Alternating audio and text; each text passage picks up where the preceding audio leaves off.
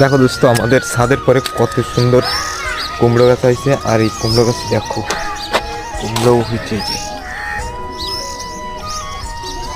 আর নিচেই সবাই দেখো বসে আছে।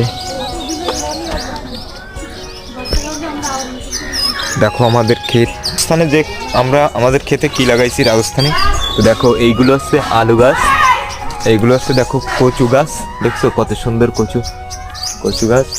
আর এইদিকে দেখো লাল শাক আছে, আর এইদিকে বেগুন গাছ, আলু গাছ। আর এইগুলো কিন্তু পালং শাক গাছ। আর এই দেখো বাঁধাকপি, গাঁটকপি সবই আছে। এইদিকে সিম গাছ আছে বড়, দেখো বাগানো হয়েছে কত সুন্দর।